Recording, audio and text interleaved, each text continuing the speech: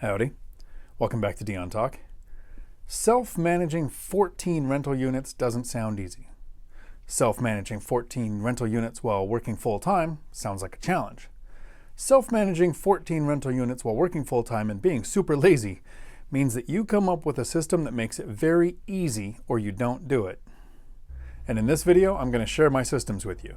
Systems that not only made it easy for me, but made me comfortable enough to want to add more units. Because even though it equals a little bit more work, it equals a lot more cash flow and more generational wealth for my kids to inherit. If this is your first time coming to my channel, my goal is to teach the average person that it's possible to reach financial independence in less than 10 years, even if you're not starting from the best position, or even if you're lazy. When starting out as an investor, when you look into buying real estate, one of the first things you need to decide is if you're buying another job or if you're buying an investment. If you want to be a wholesaler or a flipper, those are episodical. If you stop working, the money stops coming in. My goal as an investor is to buy an investment, something that pays me long after the work to acquire the asset was done.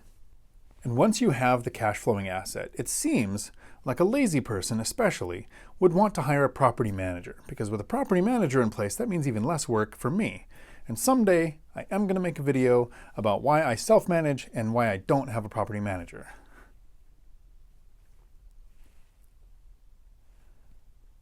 That's weird. Normally when I talk about things that I'm procrastinating and going to do another day, some guy sticks his head in here and says, "But not today." But not today. There he was.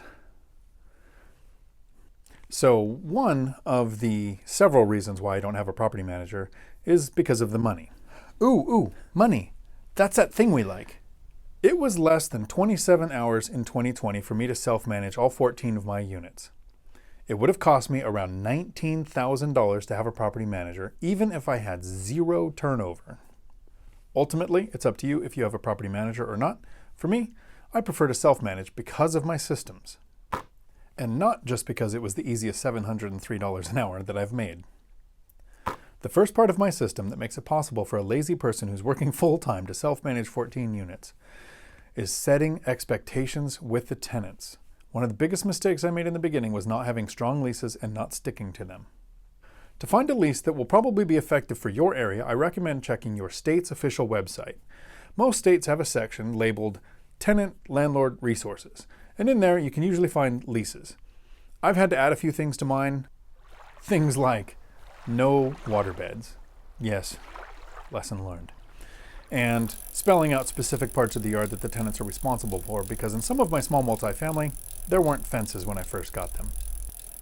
If your state's website doesn't offer leases or you don't like the ones that they have, BiggerPockets also has leases available for each state, available for pro members. In your leases, in writing, and verbally at the lease signing, I would communicate with your tenants and make sure that they know the way that you prefer to be communicated with. For most people, that's going to be email. Me, I'll do an email, but I prefer text. I don't have the ability to usually answer the phone because I'm still working a full-time job. And I don't even have voicemail set up. Once you've established clear boundaries on how you want to be communicated with, then you are going to, at least mentally, want to establish some if-then statements. If these things happen, then I do this. If these things happen, then I do that.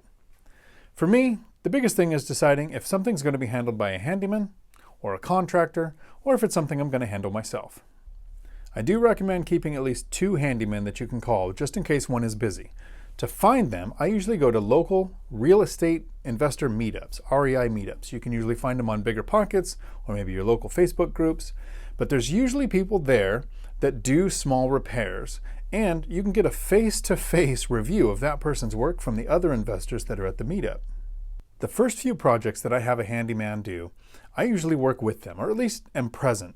Sometimes in the beginning I like to work with them, like working on decks or swapping out a sink so that I can figure out how it works. I'm not really handy, and working full-time and being lazy, I don't actually want to do these things, but I want to know about how much work is involved so in the future I know about what I should be paying and if I'm being taken advantage of because of how long it took to do the project. Sometimes a project will be too big for me or a one-person operation to handle, or it could require technical skills like plumbing, electric, or roofing. So you're going to end up having to hire a contractor. I have had really good luck with the Thumbtack app. This is a free app to use. It's a great place to find contractors, get quotes, and read reviews. One of the reasons I've had really good luck with the contractors from this app is because those contractors know that at the end of the project, I'm going to be able to put in a review. And sometimes the reputation of a contractor is made or broken by those reviews. When I was growing up, my dad and both of my brothers all ran tree services. I was the youngest brother. I was kind of the manual labor of the family. And one of the reasons why I joined the Marine Corps was because that work was so much easier than working in trees. But there's something that's very common to contractors, tree surgeons, electricians, plumbers, and that is insurance. When you hire a contractor, it is completely normal to ask to see a certificate of insurance. That certificate will have a phone number that you can call to verify that their insurance is current and make sure that it covers the type of work that they do. For instance, somebody on the roof, replacing a roof, needs very expensive insurance because of the risk of fall. So some contractors might get insurance for landscaping. So they're insured, but if you don't verify what their insurance covers and somebody falls off your roof, you could be liable.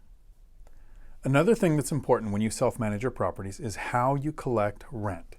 This is an interaction with the tenants that happens every month. I made a complete video about how to do this. Basically, I want to cover 3 things. Make it easy on the tenant, leave a paper trail, even if it's electronic, and save a trip to the bank. At the end of this video, I will leave a link to that video that shows how even a lazy person can make collecting rents so easy that I'm still comfortable with adding more units. 2 more things to cover. The first one is tenant turnover. How do you handle a tenant turnover while you're working full time? And as much as landlords talk about how they hate tenant turnover, I don't like it either. It's expensive and it does take some time. I've been able to handle a complete tenant turnover with my system. My 2 handy people, one is available if the other isn't, and using the Thumbtack app for things like flooring or paint. However, as an investor that self-manages their own property, it's probably more important to limit tenant turnover than it is to have a good system in place to handle tenant turnover. If you can make it a really rare occurrence, then it's not so much of a headache. I made this video, and I will leave a link in the description below. Having fewer tenant turnover is much more important than being good at tenant turnover. And the final thing that I want to cover is record keeping. And this again is one of those things where it seems like people can make things as complicated as they want to. I live and breathe by the KISS principle. Keep it simple. What I'm about to share about record keeping is going to sound facetious, but this is actually the truth. This is all fact. One of the reasons that my systems work for me is because I keep it very simple. When I came back from Desert Storm and got out of the Marine Corps, I seem to have developed some small issues with my memory. So I'm one of those guys that has Post-it notes all over his desk. I hire an assistant to tell me what's going on. I have reminders on my phone. I have calendar events that pop up to tell me where I'm going and what I'm doing. So if I had a system that relied on my memory, I would fail. So like I said, this will sound facetious. 14 units, full-time job, 1 checking account, 1 savings account, 1 credit card, paid off daily, just used for cash back. Check your local laws. You might be required to keep deposits in their own account. 1 Excel spreadsheet with a tab for rental income and a tab for expenses. I send the Excel spreadsheet to a CPA and I sleep like a baby.